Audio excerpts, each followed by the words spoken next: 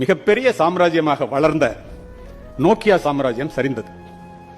இந்த நோக்கியாவினுடைய CEO Stephen Elop 5.2 billion euros, it is equal to $7.2 billion அமெரிக்கால நியூயார்க்ல மைக்ரோசாப்ட் நிறுவனம் அதை வாங்குறான்.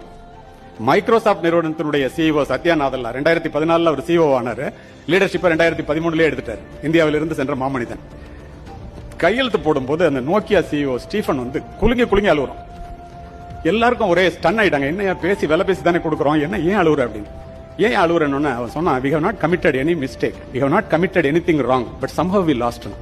நாங்க எந்த தப்புமே செய்யலையா, எப்பொழுதும் செய்யறதே செஞ்சுட்டு இருந்தோம், எந்த தவறும் செய்யல, ஆனா தோத்துட்டோம் அப்படின்னா.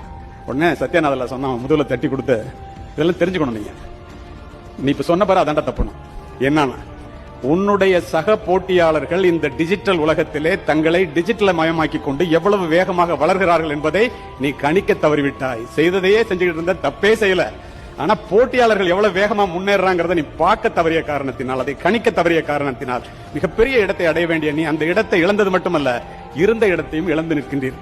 இதுதான்டா காரணம்.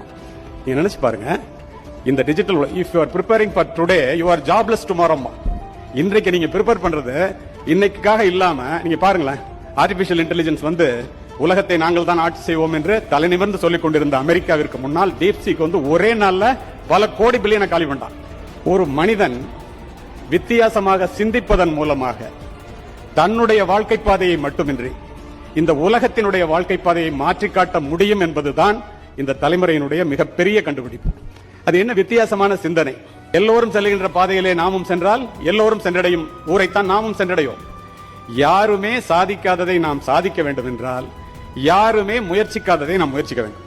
Fear is the primary factor causes people live small, but most of the fear are illusions.